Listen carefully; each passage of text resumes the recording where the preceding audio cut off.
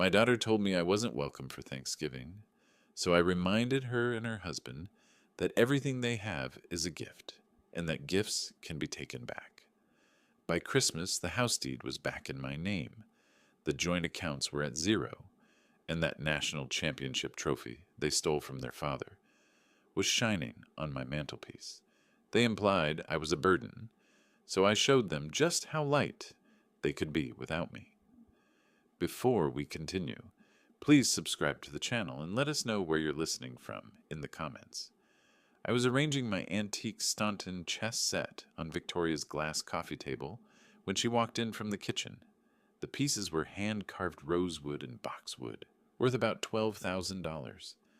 I'd given it to her last Christmas, thinking she'd appreciate the craftsmanship. It was still in its original case, untouched, gathering dust in their hallway closet. "Dad, we need to talk," Victoria said, settling onto the leather sectional I'd helped them buy 2 years ago. $4,800 from my retirement account. Derek followed her, his Brooks Brothers suit jacket perfectly pressed, his Rolex catching the afternoon light streaming through their floor-to-ceiling windows. I moved my knight to F3, the opening move I'd taught Victoria when she was 7. About Thanksgiving, I was thinking I could bring my famous prime rib. Remember how your mother used to say it was better than anything we'd get at Ruth's Chris? The silence stretched between us like the pause before a blunder. I looked up from the board. Victoria's hands were folded in her lap, fingers twisted together. Derek stood behind her, one hand on her shoulder, his wedding ring. Platinum, $3,500, my gift, gleaming like a victory trophy. "Dad, Derek's parents are flying in from Connecticut for Thanksgiving," Victoria said, her voice carefully neutral, the same tone she'd used when she was 12 and trying to hide a bad grade. "They've reserved the formal dining room at the Cascade Country Club. It's a very intimate gathering, just immediate family." I set down the White Queen, the piece that had always reminded me of Victoria. Powerful, elegant, capable of moving in any direction. "I am immediate family." Derek's voice cut in, smooth as aged whiskey. "Richard, you have to understand. My parents are hosting this event. They've invited the Hendersons, the Bradfords, Judge Morrison. These are Connecticut people, Yale graduates. My father was Skull and Bones. There's a certain protocol." My hands went cold. I looked around their living room, at the Danish modern furniture from Room and Board that had cost me $18,000, at the abstract art on the walls, $6,000 for 3 pieces Victoria said were essential for their image, at the Persian rug under my feet, another $5,500, because Derek insisted authentic rugs impress clients. "Protocol," I repeated slowly. "What protocol is that, Derek?" He shifted his weight, uncomfortable. "Look, no offense, but you're not exactly... You tell those stories about chess tournaments and Holiday Inn conference rooms. You talk about teaching kids in community centers. My parents' friends, they summer in the Hamptons. They winter in Aspen. They expect conversations about mergers, acquisitions, private equity. Dad taught chess at the state level," Victoria said, but her voice was weak, defensive. "He was national champion." "In 1987, Derek said. The words hung there like a blunder on the board. 36 years ago, Richard. And what did that pay? A couple $1,000s and a trophy? My father made partner at Goldman Sachs that same year. His bonus alone was 6 figures. I stood up slowly, my knees protesting. 68 years of carrying the weight of other people's expectations. "Where will I spend Thanksgiving then?" Victoria's face crumpled. "Dad, maybe you could visit Uncle George in Portland. Or we could do something the weekend after. Just the 3 of us. Somewhere casual, the weekend after. Like Thanksgiving was just another appointment that could be rescheduled for convenience." I walked to their entryway, past the family photos where my face grew smaller in each frame, past the coat closet that held Derek's collection of Canada Goose jackets, each one worth more than I spent on groceries in a month. My hand found the doorknob, cold and solid under my palm. "Victoria," I said without turning around, In chess, we call this a sacrifice. You give up a piece thinking it'll lead to a better position. I pulled the door open, but sometimes you sacrifice the wrong piece, and by the time you realize it, the game's already lost. The November air hit my face as I walked toward my 2008 Honda Civic, parked next to Derek's new BMW 5 Series. Behind me, I heard Victoria call my name once, soft and uncertain. Then the heavy click of their door closing, final, absolute. I sat in the driver's seat for a moment, engine off, watching the afternoon shadows stretch across their perfectly manicured lawn. The lawn service I paid for, $220 every month because Derek said curb appeal mattered for property value. My phone buzzed, probably Victoria wanting to smooth things over with empty promises and guilt. I didn't look. Instead, I turned the key and drove away from the house I'd helped them buy, leaving behind the warm glow of a home I'd never be welcome in again. The heater hummed against the November cold as I navigated the familiar streets toward my apartment. Bellingham sprawled around me, every corner holding memories of the man I used to be, the father who believed family meant everything, the chess master who'd sacrificed his queen, his retirement, his savings, his dignity, thinking it would protect his king. That man was a fool. I stopped at the red light on Cornwall and State, watching a young father teaching his daughter to ride a bike on the sidewalk. She wobbled, laughed, fell. He picked her up, patient and encouraging. Once upon a time, that had been Victoria and me, before Derek, before I became nothing more than a walking ATM with inconvenient emotions and embarrassing stories about Holiday Inn chess tournaments. The numbers started rolling through my head like a chess clock counting down. The house down payment, $95,000 from the sale of the home Ellen and I had bought in 1979. The mortgage payments I'd been covering, $2,400 every month for 3 years. That was another $86,400. The furniture, the art, the rugs, the lawn service, the property taxes when they came up short. My mental calculator, honed from decades of chess notation and tournament mathematics, hit a number that made my hands tighten on the steering wheel. $287,000. More money than Ellen and I had saved in 30 years of marriage. Gone. Just gone. I pressed the accelerator as the light turned green. Railroad Avenue. That was where I'd refinanced my condo, the small 2-bedroom Ellen and I had downsized to after Victoria left for college. The loan officer had looked at me with pity I hadn't recognized at the time. "Mr. Walsh, you're 65. Are you sure you want to take out this much debt for someone else's investment?" Someone else's investment. Not my daughter's future. Not my family's security. Someone else's investment. Holly Street, the bank where I'd withdrawn $15,000 from my IRA last April, penalty and all, because Victoria called crying about Derek's temporary cash flow problem. She'd stood in my living room, her Kate Spade purse, $400 my birthday gift, slung over her shoulder, tears streaming down her face. "Dad, we might lose the house." Just until Derek's commission check comes through. The commission check came through. The $15,000 never did. I pulled into my apartment complex, the concrete cracked and weeds pushing through. I couldn't afford to move somewhere nicer because every spare dollar disappeared into their 4-bedroom colonial fantasy. The parking lot light flickered, another thing the landlord couldn't fix because this wasn't Cascade Heights, where Victoria and Derek lived. This was working-class Bellingham, where retired chess teachers with fixed incomes tried to make ends meet.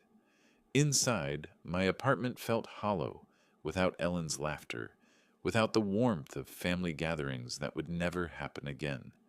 The walls were bare except for my tournament photos and my national championship certificate from 1987.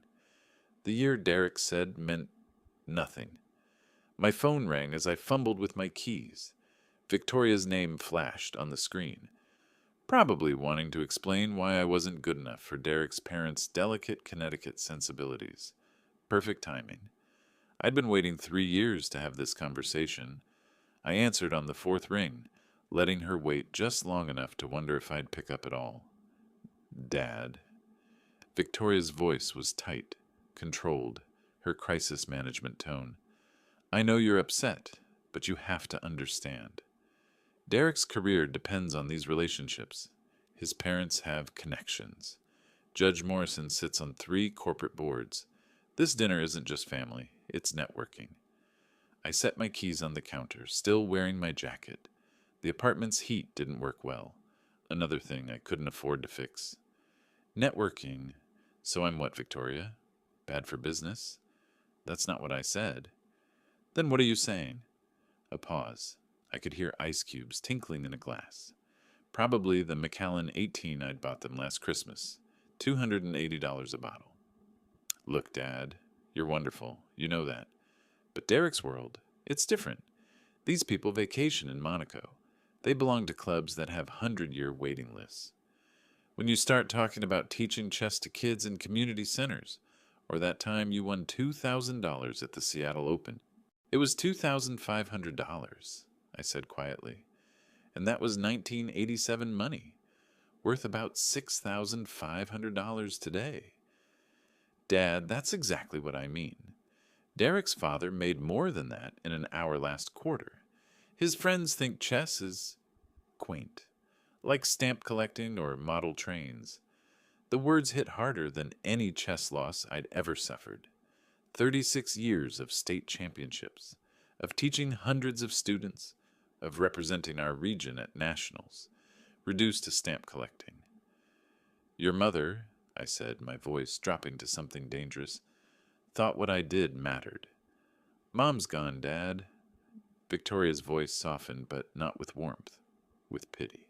She's been gone for 8 years, and honestly, she always knew her place better than you know yours. The line should have gone dead. I should have hung up. But I needed to hear this. All of it. What does that mean? It means she understood that when we visited Derek's parents in Greenwich, she dressed appropriately. She didn't talk too much. She complimented the right things. She knew how to blend in. Victoria's voice gained confidence, like she'd been holding this speech in for years. You, Dad, you show up in your Kirkland jeans and your Timex watch, and your stories about beating some accountant from Spokane in a chess match. You don't fit. My hand tightened around the phone until my knuckles went white. I spent $287,000 helping you buy that house. Silence. I've been covering your mortgage for 3 years. The furniture, the art, the lawn service. All of it, Victoria. And now I don't fit? We never asked you to do any of that. Her voice turned cold. You offered. Every single time. You insisted. That's on you, Dad. I did it because you're my daughter. And I'm grateful. I really am. But gratitude doesn't mean I owe you a seat at every table. She paused. Derek's parents are sophisticated people. They'd ask what you do, and you'd say you teach chess to children for $40 an hour. They'd ask where you summer, and you'd say you don't. They'd ask about your portfolio, and you'd talk about your teacher's pension. Don't you see how that reflects on us? The apartment seemed to shrink around me, the walls pressing in. This conversation is over. Dad, wait. We're done, Victoria. Done pretending this is a family. I ended the call and set the phone down carefully on my counter, my hands surprisingly steady. Around me, the apartment felt different. Smaller, yes, but cleaner, like a weight had been lifted from the air itself. I walked to my desk in the corner and pulled out the manila folder I'd been avoiding for months. Bank statements, mortgage records, 3 years of automatic transfers that had bled me dry while they lived like Connecticut aristocrats. Property tax receipts, receipts for furniture, for art, for every expensive whim Victoria claimed was essential. $287,000, the exact number I'd calculated in the car. But I'd forgotten about the chess set, the Rolex for Derek, Victoria's emergency credit card I'd paid off twice. Add another $30,000. I sat back in my chair, looking at the numbers until they blurred. Ellen's life insurance money, my pension savings, The tournament winnings I'd carefully invested, all of it gone, poured into a house where I wasn't sophisticated enough to eat Thanksgiving dinner. Then I saw it, at the bottom of the pile, a document I'd signed 3 years ago when they bought the house. The title deed, with my name listed as co-owner.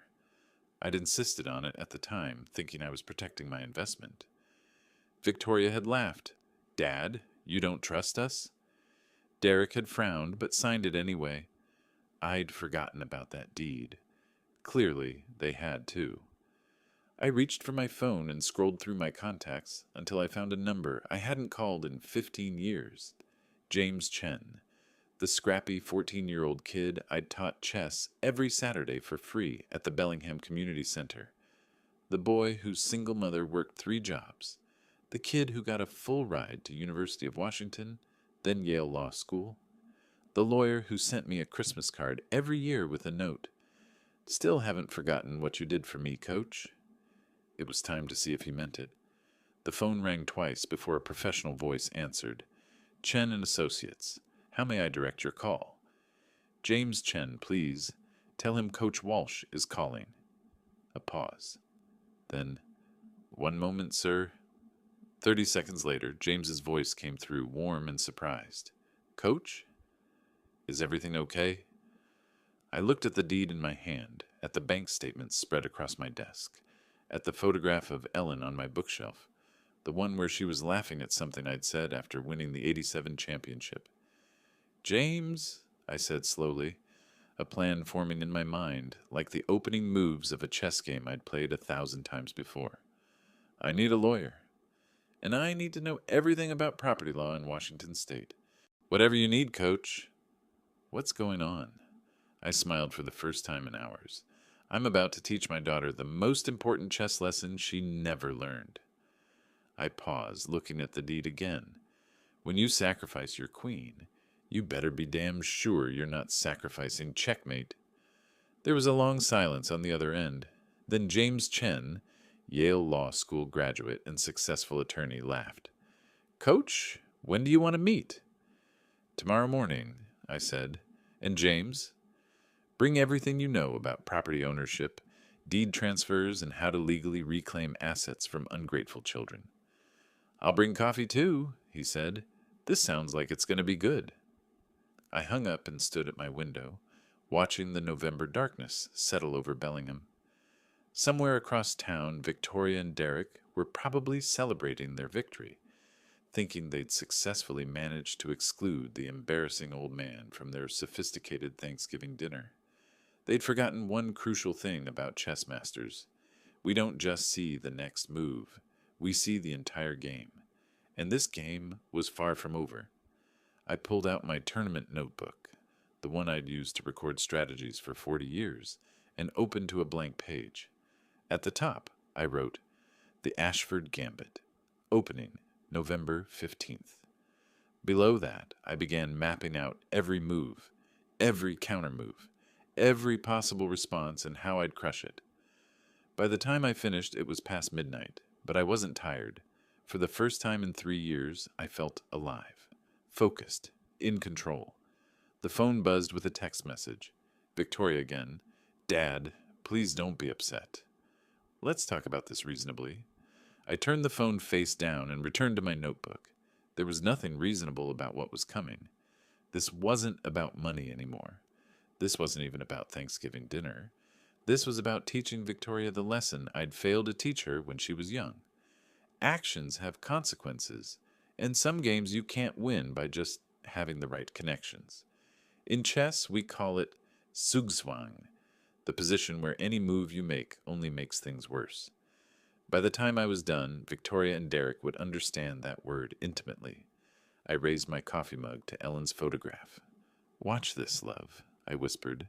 "I'm going to make you proud." Tomorrow, the real game would begin. James Chen's office occupied the 8th floor of the Bellingham Tower, with views overlooking Bellingham Bay that probably cost more per month than my entire pension. The reception area smelled like leather and success. 2 things I used to believe my daughter would associate with me. Coach Walsh. James stood from behind his mahogany desk, hand extended. At 42, he'd grown into the confidence I'd seen glimpses of when he was 14. The skinny kid who couldn't afford tournament entry fees now wore a suit that cost more than my monthly rent. It's been too long. We shook hands, and he gestured to the leather chairs by his window. 2 cups of coffee waited on the table between them. You said this was about property law. I did some preliminary research last night. He pulled out a yellow legal pad covered in notes. Walk me through everything. I spent the next hour laying it out. The house purchased 3 years ago. The $95,000 down payment for my home sale. The monthly mortgage payments of $2,400. The furniture, the art, the emergencies that never seemed to end. James listened without interrupting, occasionally jotting notes, his expression growing darker with each revelation. And the deed? He asked finally. I pulled out the document. Co-ownership. My name is on the title alongside Victoria and Derek's. I insisted on it when I provided the down payment. James took the deed, studied it carefully, then smiled. Not a pleasant smile. The smile of a lawyer who'd just found the winning move. Coach, they made a critical error. In Washington state, this deed structure means you own 1/3 of the property outright. Not a loan, not a gift. Legal ownership. Meaning? Meaning you can force a partition sale, legally compel them to either buy out your third or force the sale of the entire property and take your share. He leaned back. How much is the house worth now? Zillow says $485,000. They bought it for $420,000. James calculated quickly. Your third would be roughly $160,000, plus appreciation. But Coach, there's something better. He tapped his pen against the legal pad. You said you've been making the mortgage payments directly. Do you have proof? I pulled out 3 years of bank statements, each automatic transfer highlighted in yellow. Every 15th of the month, $2,400. And they never paid you back? No written agreement? No promissory notes? Nothing. Victoria always said, we'll get you back when things stabilize. Things never stabilized. James's smile widened. Then those payments constitute an additional debt they owe you. $86,400 plus interest. Coach, between your ownership stake and the debt, you're not just their father anymore. You're their biggest creditor. The word hung in the air between us. Creditor, not family. Not the embarrassing old man with inappropriate stories. Their biggest financial liability. What are my options? James pulled up a document on his laptop. Option 1, I send them a formal demand letter for repayment of the $86,400. They can't pay, so we file a lien against the property. Option 2, we file for partition of the property. Immediately, force them to either buy you out or sell. Option 3, he paused. We do both simultaneously. Legal scorched earth. I looked out the window at the bay, at the sailboats drifting peacefully across the water. What would you recommend? Honestly, James set down his pen. I'd wait. Patience is a chess strategy, right? Let them think they won. Let them enjoy their Thanksgiving dinner with the Connecticut crowd. Meanwhile, I'll prepare everything. Then right before Christmas, we strike. Maximum psychological impact. Why Christmas? Because that's when they'll be most confident. Most comfortable. They'll have proven to Derek's parents that they successfully managed to exclude you. They'll feel untouchable. He met my eyes. And that's when you demonstrate what a real strategic mind looks like. I thought about Victoria's voice on the phone. You don't fit. About Derek's dismissal of my national championship. About Ellen's memory being weaponized against me. Prepare everything, I said. Every legal document. I want them to understand exactly what they've done. James nodded. Coach, there's one more thing you should know. I did some research on Derek Ashford last night. His investment firm. It's leveraged. Heavily. They're carrying about $200,000 in business debt. Probably why they needed your mortgage payments. If we force a financial crisis right now, his firm could collapse. Good. You're sure about this? Once we start, there's no going back. I stood up, walked to the window. Below, the city moved through its daily rhythms. People working, living, believing their careful plans would protect them. James, when I taught you chess, what was the first lesson? Control the center of the board. And the second? He smiled. Never sacrifice a piece unless you're absolutely certain of the outcome. They sacrificed the wrong piece, I said quietly.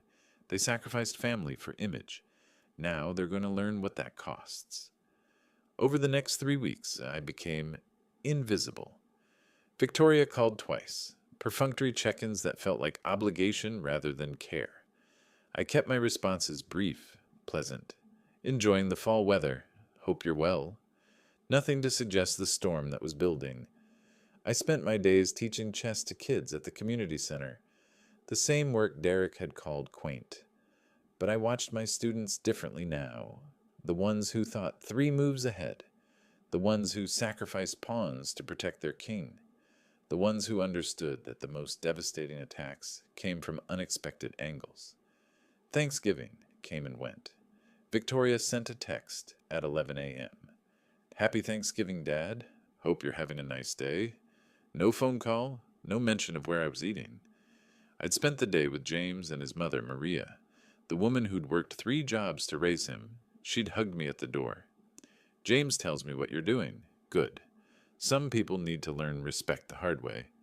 The Friday after Thanksgiving, my phone rang at 7 p.m.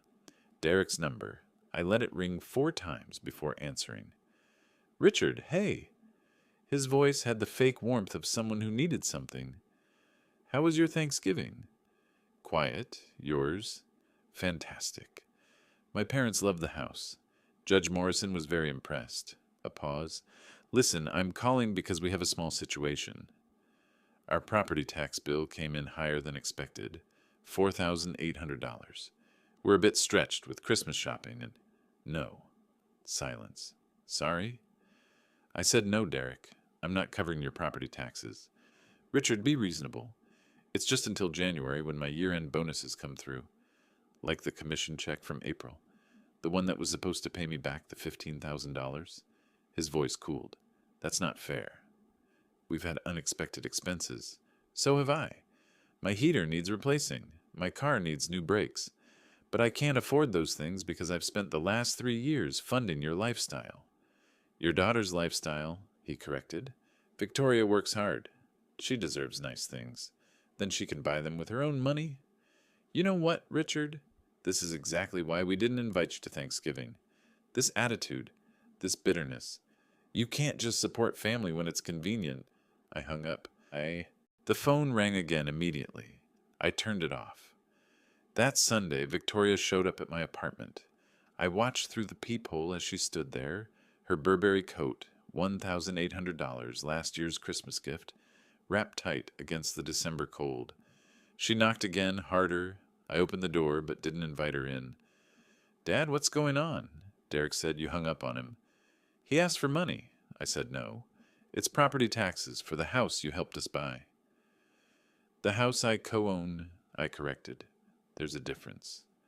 Her eyes narrowed. What's that supposed to mean? It means I'm on the deed, Victoria. I own 1/3 of that property. If I want to stop making mortgage payments, that's my right? You can't just stop. We had an agreement. Show me the paperwork, she faltered. It was verbal. You offered. I offered to help my daughter, not to fund her husband's Connecticut lifestyle while being told I'm too embarrassing to eat Thanksgiving dinner with his parents. Her face flushed. Is that what this is about? Dad, I explained. No, you dismissed. There's a difference. I stepped back. I'm done explaining myself. I'm done apologizing for who I am. I'm done sacrificing my retirement so you can impress people who think chess is quaint. You're being childish. I'm being a chess player. And Victoria, you just moved your queen into a fork. You just don't realize it yet. She stared at me, confused and angry. What does that mean? It means checkmate takes time, but it's coming. I closed the door. Through the wood, I heard her shout, You can't do this. That's our house. 1/3 is mine, I called back. Read the deed. Her footsteps retreated down the hallway. I waited until I heard her car start before I smiled. The next morning, I received a text from an unknown number. Mr. Walsh, this is Catherine Ashford, Derek's mother. We need to discuss your concerning behavior. Call me at your earliest convenience. I deleted it. That afternoon, another text, this time from Derek's father, Robert. Richard, let's speak man to man. I understand you're upset, but Victoria's family. Let's find a solution that works for everyone.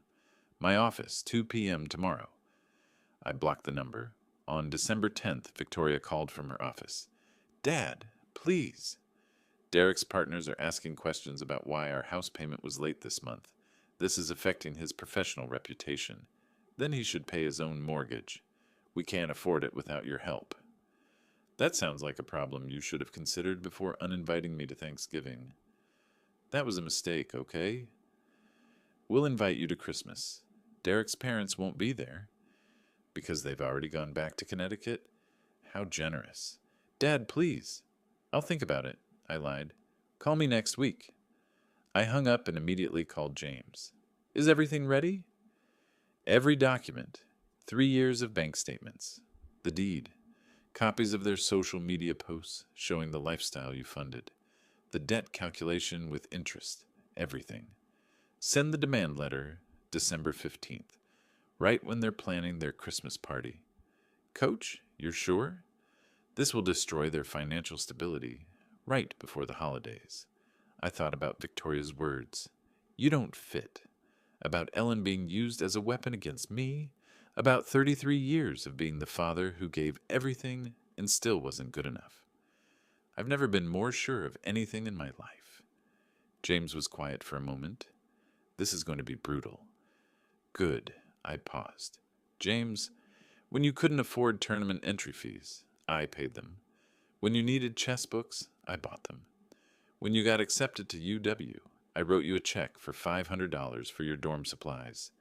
Do you remember what you said? I said I'd pay you back someday. And I said, you don't owe me money.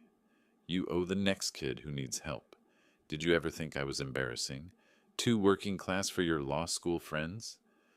Coach, you taught me everything that mattered. Strategy, patience, integrity. His voice roughened. I'll have the papers ready. December 15th arrived cold and clear. According to Victoria's Facebook, they were hosting a Christmas cocktail party that evening. 20 guests, catered appetizers, a professional bartender, posted with the caption, so blessed to celebrate the season in our beautiful home. Our home, still claiming ownership of something they couldn't afford without me. At exactly 5 p.m., as their guests would be arriving, James's courier service delivered a certified letter to their door. Inside, a formal demand for $86,400 plus interest, totaling $91,847.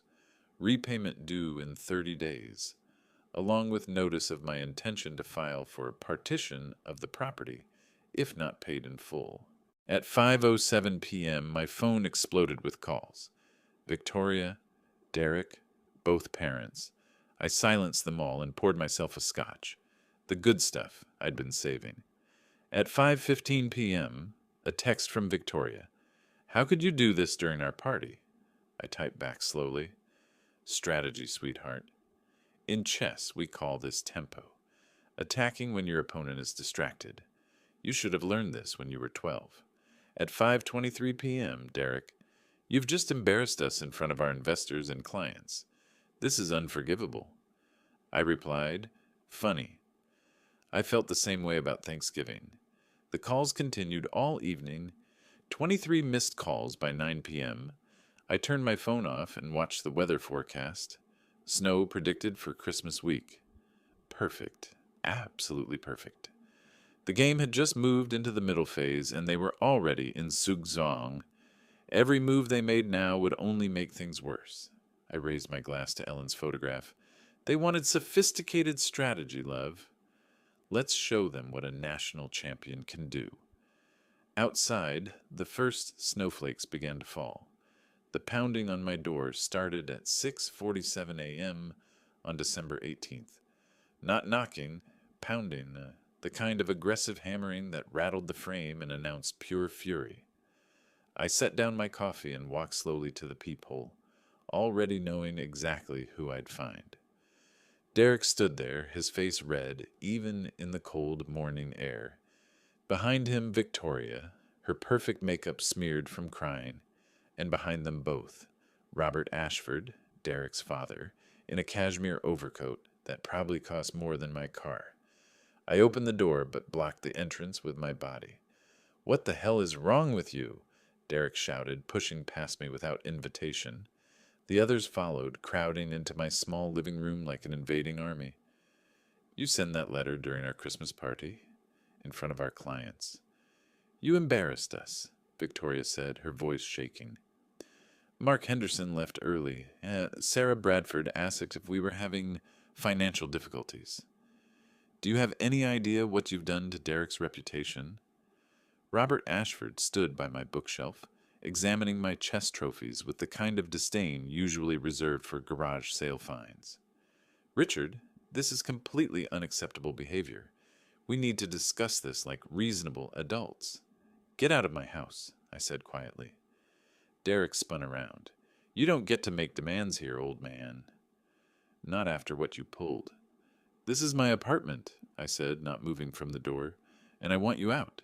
Now."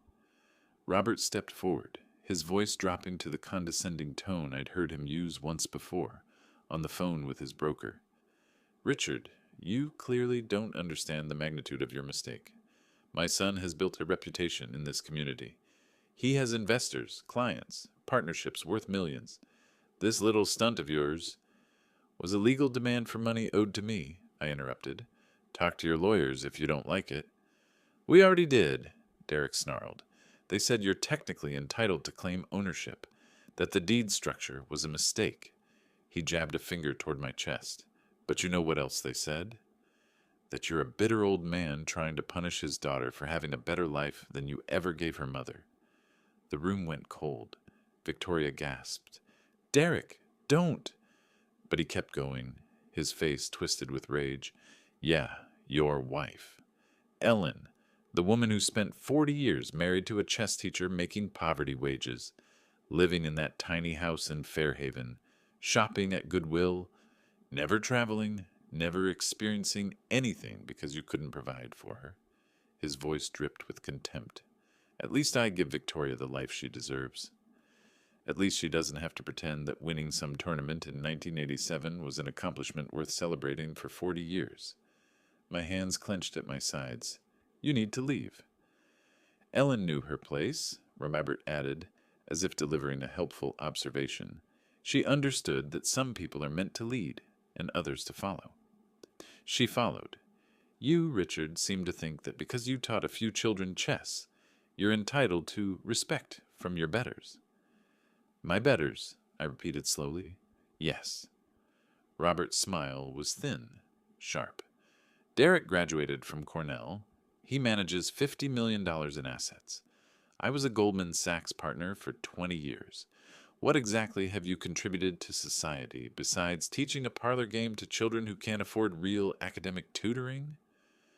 Victoria found her voice, desperate and pleading.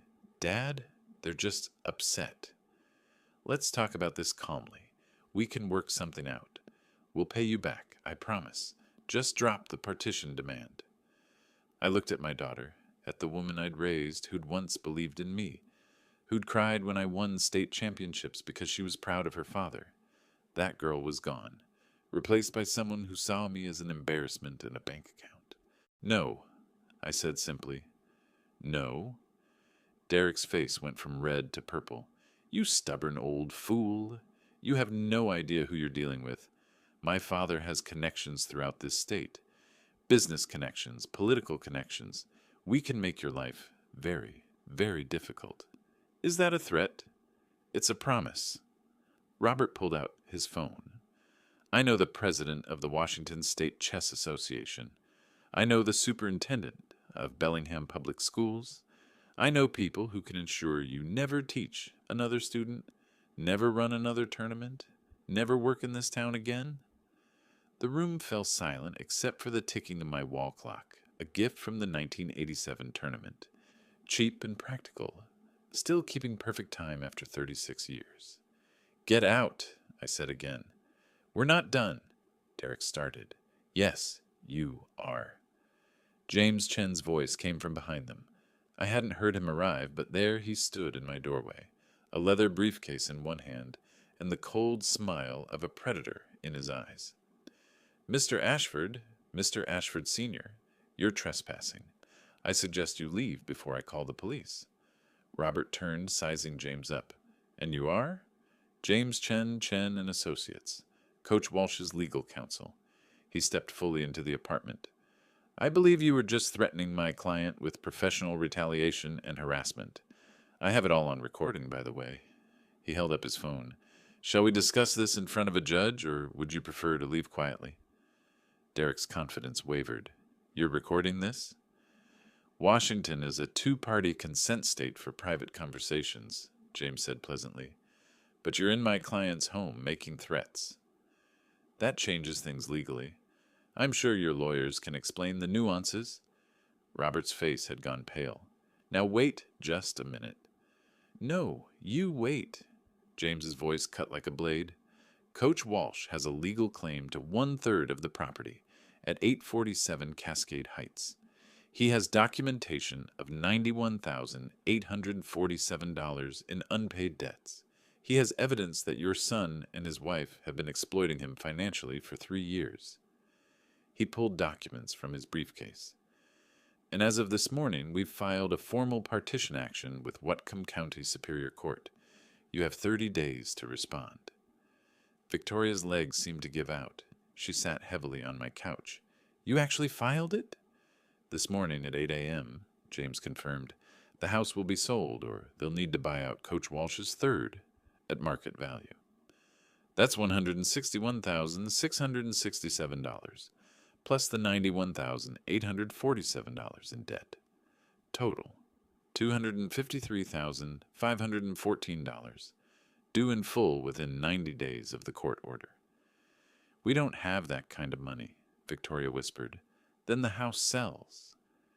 James's expression didn't change. You'll each get your share of the proceeds after the mortgage is paid off. Coach Walsh estimates that'll leave you with about $40,000. Enough for a nice down payment on something more affordable.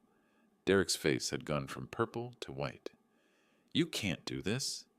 We have investors coming to the house next month. We're hosting Derek's firm's holiday party there. If word gets out that we're being forced to sell, then I suggest you find $253,514 very quickly, James said. Robert stepped forward, his voice low and dangerous. Young man, you have no idea what you're interfering with. My son's business depends on appearances. If his professional network thinks he's financially unstable, maybe he should have thought of that before exploiting an elderly man's generosity, James said coldly. Maybe your daughter-in-law should have considered consequences before telling her father he wasn't sophisticated enough for your Thanksgiving dinner. The room went silent. How did you? Victoria started. Coach Walsh told me everything, James said. Every insult, every dismissal. Every time you made him feel small for not having an Ivy League degree or a Goldman Sachs pedigree. He looked at Robert. You're right about one thing, Mr. Ashford. Appearances matter in business. So let me tell you how this appears. Your son married a woman whose father bankrolled their lifestyle to the tune of $317,000, then excluded that father from family gatherings because he was an embarrassment.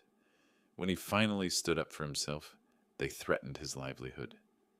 Robert's jaw clenched. That's exactly what happened. James pulled out another document. I've prepared a press release. Local human interest story. National chess champion forced to sue own daughter for repayment after years of financial exploitation. I have contacts at the Bellingham Herald, the Seattle Times, and KING 5 News. Should I send it? You wouldn't dare, Derek breathed. Try me. James's smile was predatory. Coach Walsh taught me two things, strategy and loyalty. I owe him everything. So yes, Mr. Ashford, I would absolutely dare. Victoria was crying now, real tears, not the manipulative kind. Dad, please, don't do this. We'll pay you back. We'll figure something out. Just don't destroy Derek's career. I looked at my daughter, at the desperation in her eyes, and felt nothing. No satisfaction, no anger, just emptiness where love used to be. Victoria, do you remember when you were 8 and you wanted to quit chess? You said it was too hard, that you'd never be good enough. She nodded, confused. I told you that the only way to lose at chess was to stop thinking. To give up. I paused. You stopped thinking 3 years ago. You let Derek's ambition and his parents' snobbery convince you that your father wasn't worth respecting. You sacrificed your queen, our relationship, thinking it would win you the game. But you forgot the most important rule. What rule? She whispered. Checkmate doesn't care about your intentions, only your moves. I turned to James. File the press release if they're not out of here in 60 seconds. Robert grabbed Derek's arm. Let's go. We'll handle this through proper channels. Proper channels, I repeated. You mean the legal system you were just threatening to manipulate? Good luck with that, Mr. Ashford. They filed toward the door, defeated and furious. Victoria stopped at the threshold, turning back. Dad, I'm sorry. I really am. I didn't know. You didn't care, I corrected. There's a difference. Her face crumpled. I love you. No, you loved what I could give you. There's a difference there, too. She left without another word. Through the window, I watched them pile into Robert's Mercedes, still arguing among themselves as they drove away into the December morning. James set his briefcase down carefully. Coach, you okay? I walked to Ellen's photograph on the bookshelf, the one Robert had sneered at. She was laughing in it, holding my national championship trophy, her eyes bright with genuine pride. Ellen never thought I wasn't enough, I said quietly. She never needed me to be someone else. I know, Coach. They tried to use her memory against me, said she knew her place. My voice shook. She knew her place was next to someone who loved her. That's all she ever needed. James stood beside me looking at the photo. What do you want to do now? I thought about Victoria's tears, about Derek's threats, about Robert's contempt, about 3 years of swallowing insults and funding a lifestyle that came with the condition that I disappear. Now? I smiled grimly. Now we follow through. Every legal step, the partition sale, the debt collection, all of it.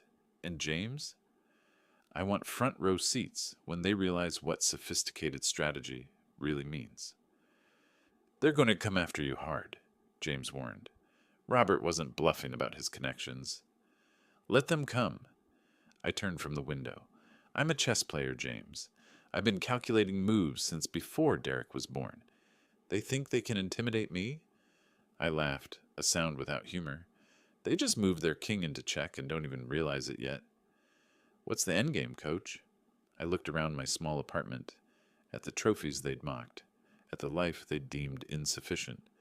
The endgame is teaching them that respect isn't something you buy with country club memberships and Ivy League degrees.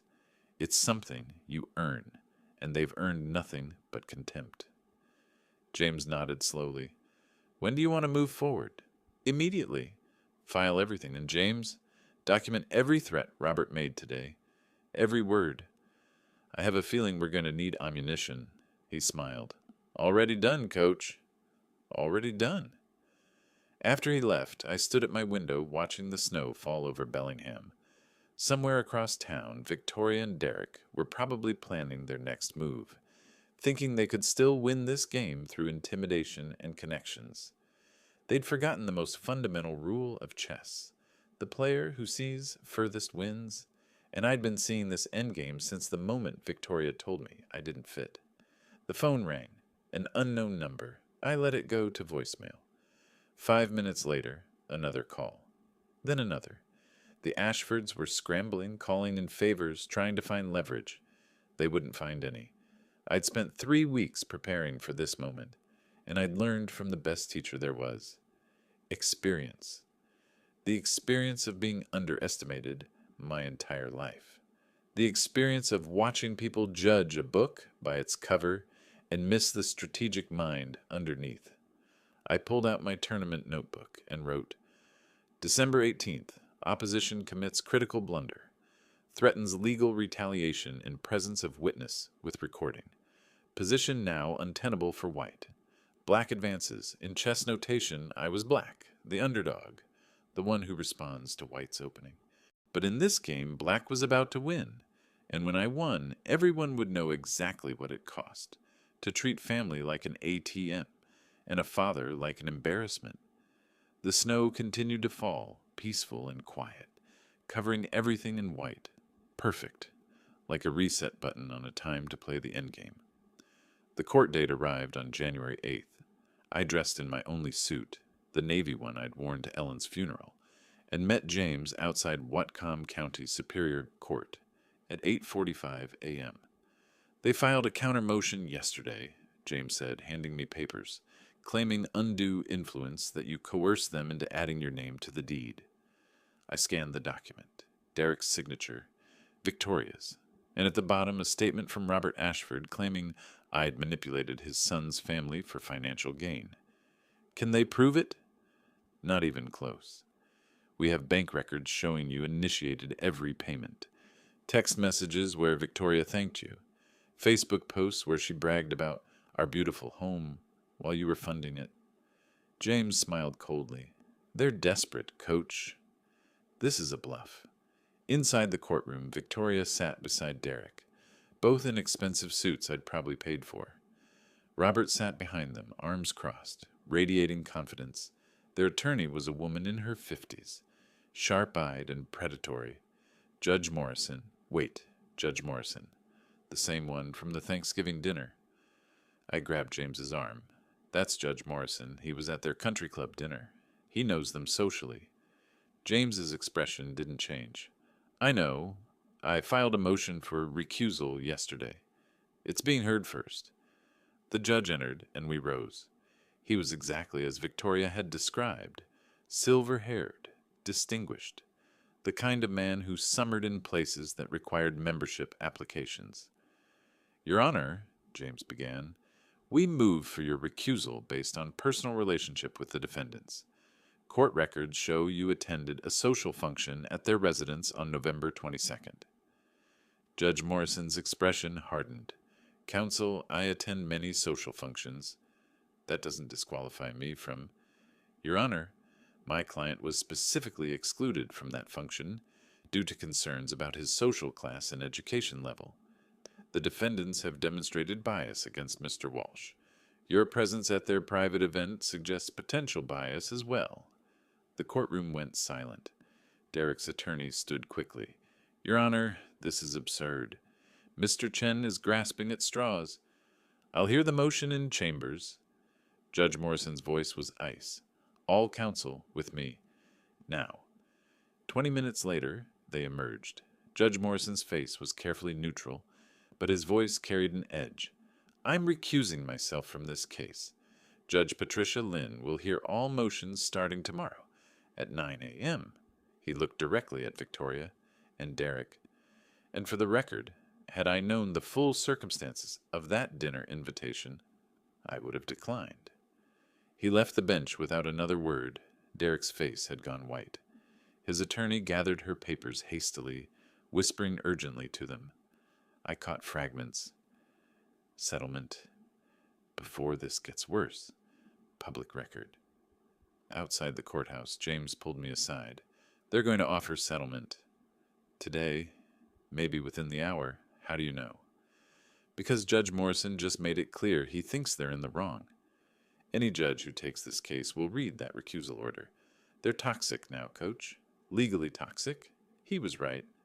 At 2:17 p.m., Derek's attorney called. James put her on speaker.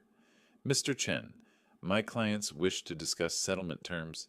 They're prepared to offer Mr. Walsh $150,000 for his ownership stake in the property, plus $50,000 toward the debt. Total, $200,000. That's $53,514 short of what they owe, James said flatly. It's a reasonable compromise. There is no compromise. Full payment of $253,514, or the house sells and we take our third of the proceeds. Those are the only options. A pause. Mr. Walsh is being unreasonable. Mr. Walsh is being a creditor. Your clients chose to make this transactional. Now they're upset about the transaction. James's voice hardened. You have until 5 p.m. tomorrow to accept our terms. After that, we're moving forward with forced sale proceedings and filing the press release with every media outlet in Washington state. You can't. We absolutely can. And we will. He hung up. I stared at him. You're really going to send that press release? Coach, they threatened your livelihood. They mocked your wife's memory. They tried to use a friendly judge to dismiss your case. He met my eyes. Yes, I'm really going to send it, unless they pay in full. The next day at 4:47 p.m., the money arrived. Wire transfer, $253,514. Full payment. In the notes section, one word, satisfied. James called me immediately. It's done. You're paid in full. The partition case is withdrawn. The deed will be transferred solely to their names within 30 days. I sat in my apartment looking at the bank notification on my phone. $253,514. More money than I'd had in my account since Ellen's life insurance check cleared 8 years ago. What about the press release? I asked. Your call, Coach. We don't need it anymore. You've won. I thought about Victoria's face in the courtroom, about Derek's panic when Judge Morrison recused himself, about Robert's barely concealed rage. Send it, I said. What? Send the press release. Not the full version, just a simple human interest piece. Local chess champion forced to sue daughter for repayment. Keep it factual. No inflammatory language, just the truth. Coach, you don't need to... Yes, I do. I looked at Ellen's photograph. They wanted to erase me from their narrative, make me the embarrassing relative they successfully managed to exclude. I want people to know what really happened, not for revenge, for the record. James was quiet for a long moment. I'll write it carefully, run it by you before we send. Thank you, James. No, Coach. Thank you for everything you taught me, including this. The article appeared in the Bellingham Herald 3 days later. Small piece, page 6. The headline, National Chess Champion Recovers $253,000 from Daughter in Property Dispute. It was factual, neutral, just the court records and basic facts. No editorial commentary. But it was enough. My phone exploded with messages. Former students, tournament organizers, people I'd taught chess to over 40 years. All of them shocked, supportive, angry on my behalf. At 11 a.m., I received a call from the Washington State Chess Association. Mr. Walsh, we had no idea about your situation. We'd like to honor you at our spring tournament. Maybe a special recognition for your years of service? That's not necessary, I said. It is to us, sir. You've given so much to this community. The least we can do is acknowledge it. At 2 p.m., the Bellingham Community Center director called.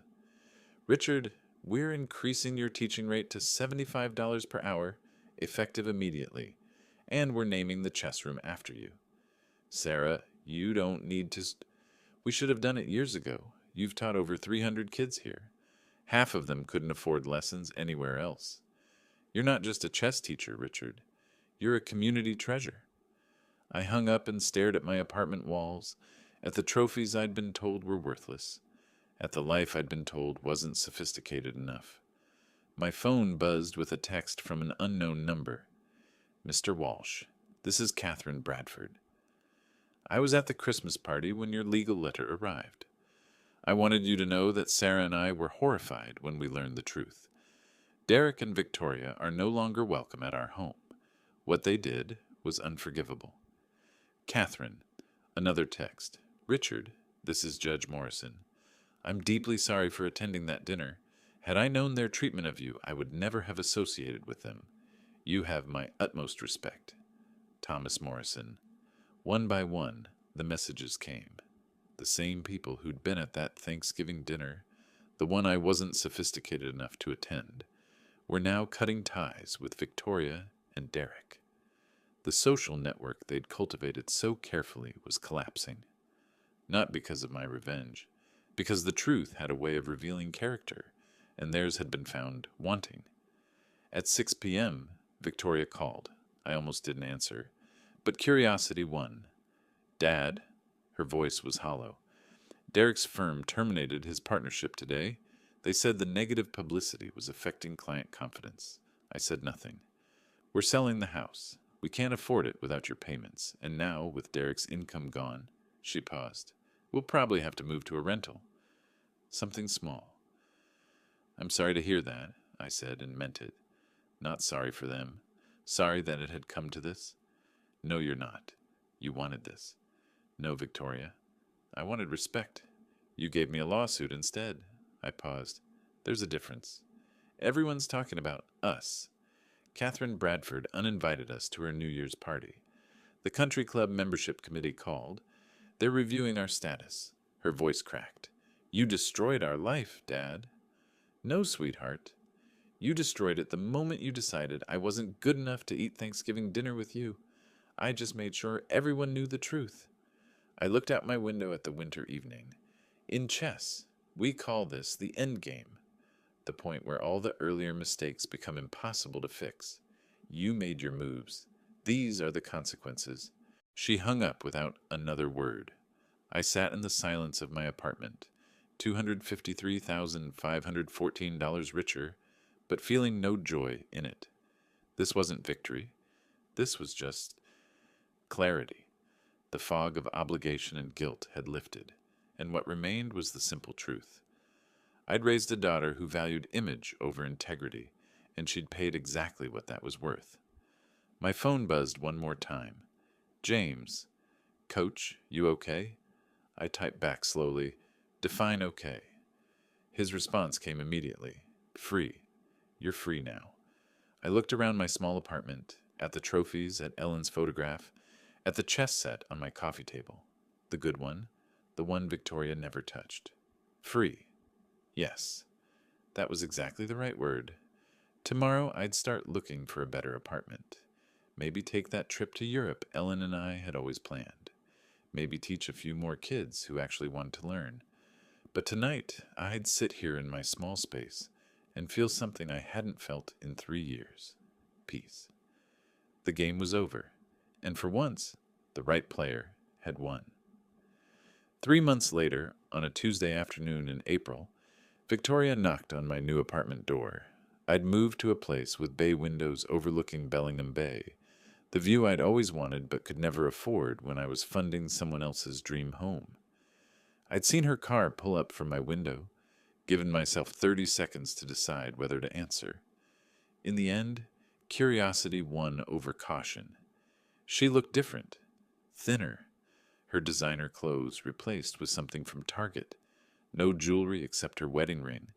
The polish had worn off, revealing something raw underneath. Dad. Her voice was quiet. Can we talk? I stepped aside and let her in. She stood in my living room, taking in the changes. My 1987 championship trophy on the mantel, properly displayed. Ellen's photograph beside it. New furniture, modest, but comfortable. Chess books lining the shelves. Nice place, she said softly. It's what happens when you spend money on yourself instead of people who don't appreciate it. She flinched but nodded. I deserve that. I gestured to the couch. We sat with careful distance between us, like chess opponents studying the board. Derek and I are separated, she said finally. He moved back to Connecticut last week. His parents helped him get a job at a smaller firm. Significant pay cut, but... She trailed off. He blamed me for everything. Said if I hadn't let you co-sign the deed, none of this would have happened. Is that what you believe? No. She looked at her hands. I've had a lot of time to think. About what we did, what I did. Her voice cracked. Dad, I'm so sorry. For Thanksgiving, for Derek's words about Mom, for treating you like you were an embarrassment instead of... She stopped, tears streaming down her face. Instead of the person who gave me everything. I waited, saying nothing. I got a letter last week, she continued, from Catherine Bradford. She wrote about her father, how he worked construction his whole life, put her through college, and how ashamed she was of him when she married into her husband's family. Victoria wiped her eyes. She said watching what I did to you made her realize she'd done the same thing. She called her father. They hadn't spoken in 5 years. That's good, I said quietly. She said something else. She said you taught her son chess 15 years ago, that you never charged them because you knew they couldn't afford it, that her son still remembers the lessons you taught him about patience and strategy. Victoria looked at me. How many people have you helped that I never knew about? I don't keep count. James Chen told me. When the court case ended, he told me about the tournament fees you paid for him, the chess books, the check for his college supplies. Her voice dropped to a whisper. He said you changed his life. That without you, he'd have ended up like his father, in prison or dead, and all you asked in return was that he help the next kid who needed it. I thought about James, about Maria's tears of gratitude, about the dozens of students over the years who couldn't afford lessons but got them anyway. That's what teachers do, Victoria. We invest in futures we'll never see fully realized. It's not about keeping score. I kept score, she said bitterly. I counted every dollar you gave us and convinced myself I deserved it, that you owed it to me for being your daughter, like being related to you was a burden I was graciously enduring. The truth of it hung between us like a blunder no one could take back. Why did you really come here? I asked. She pulled an envelope from her purse. This is a check for $50,000 from the house sale. After the mortgage and Derek's debts, we each got about $40,000. I want you to have most of mine. I didn't touch it. Why? Because it was never really ours. Because we built that life on your sacrifice. Because... Her voice broke completely. Because I want to try to be the daughter you raised instead of the person Derek's family turned me into. And I know money doesn't fix what I did, but it's a start. I looked at the check, at my daughter's tear-stained face, at the wreckage of the relationship we'd once had. Victoria, I don't want your money. Dad, please.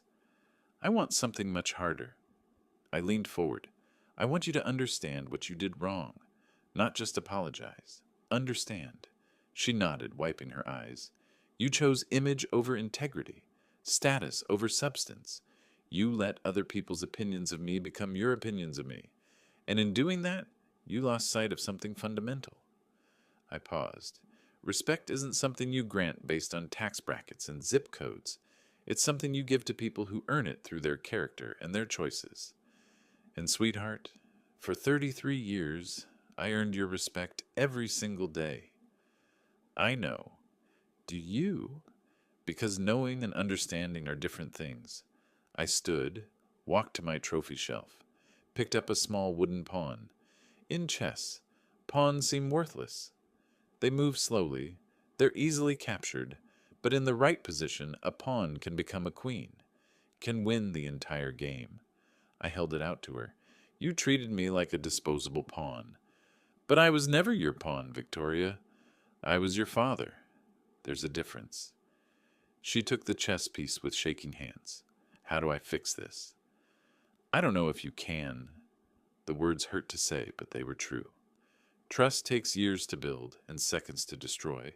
You destroyed it thoroughly. So that's it? We're done? I sat back down, suddenly tired. I'm 68 years old, Victoria. I don't have time for games anymore. If you want a relationship with me, it'll be on different terms. No more financial support. No more sacrificing my dignity for your comfort. No more pretending that my 40 years of teaching and my national championship and my life's work are somehow less valuable than a Goldman Sachs career. I don't want that anymore. Her voice was fierce. I swear, Dad, I don't care about any of that. I just want my father back. Your father never left. You did. The silence stretched between us, heavy with everything that couldn't be unsaid, everything that couldn't be undone. Keep your money, I said finally. Use it to build a life you actually earned. Get a job you're proud of. Find friends who value you for who you are, not what you can provide. And maybe, in a few years, we can try again. A few years? That's how long it takes to rebuild a foundation this broken. You think you can apologize your way past 3 years of contempt? I shook my head. No.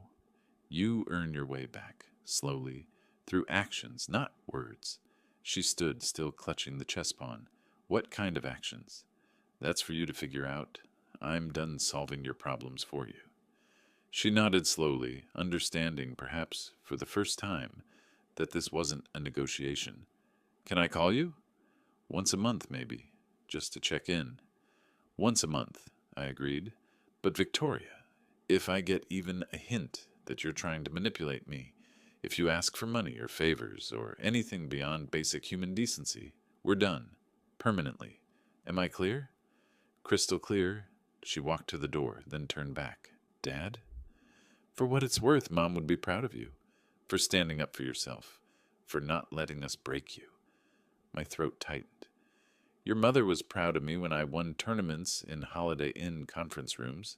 She never needed me to be anything other than who I was. That's what real love looks like, Victoria. Remember that for your next relationship. After she left, I stood at my bay window watching her drive away, the chess pawn she'd left on my coffee table catching the afternoon light. Such a small piece, easy to underestimate, easy to sacrifice without thinking. But in the right position, at the right moment, a pawn could change everything. My phone buzzed. James. Saw Victoria's car outside your building. Everything okay? I smiled and typed back, define okay. His response, still free? I looked around my apartment, at the life I'd rebuilt on my own terms, at the trophy that meant something, at Ellen's photograph, her smile eternal and proud, at the view I'd earned myself. Yes, I typed, still free. That evening I taught chess at the community center. 12 students, ages 8 to 14, most of them from families who couldn't afford private lessons. I taught them opening strategies and endgame techniques. I taught them patience and planning. And I taught them the most important lesson chess had ever taught me. Your value isn't determined by other people's opinions. It's determined by how you play the game when everyone's counting you out. A 10-year-old named Marcus raised his hand.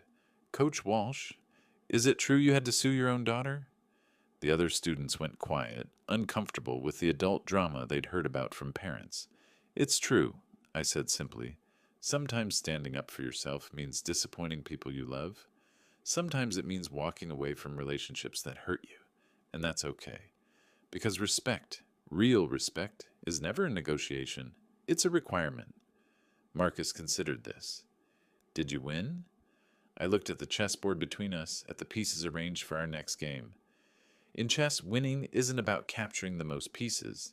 It's about making moves you can be proud of, even when they're difficult. So yes, Marcus, I won. Later that night, I received an email from the Washington State Chess Association. They wanted me to speak at their annual conference. Topic, The Strategic Life, Lessons from 40 Years of Chess. Honorarium, $2,500. I accepted immediately. As I closed my laptop, I noticed a new frame on my shelf, one I'd bought last week but hadn't filled yet.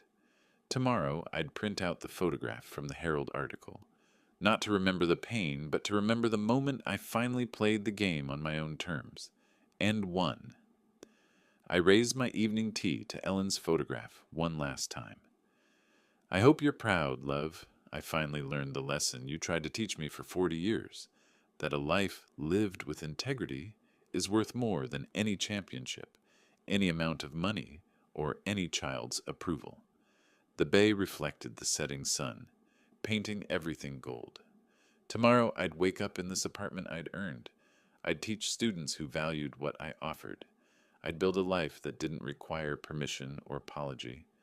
And maybe, just maybe, Victoria would learn the same lesson. That respect isn't inherited or bought.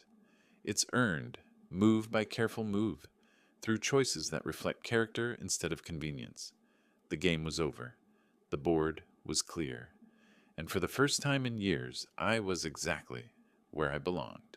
Checkmate. If you enjoyed this story, please like this video, subscribe to the channel, and share your thoughts in the comments. What would you have done in Coach Walsh's position? Let us know where you're listening from.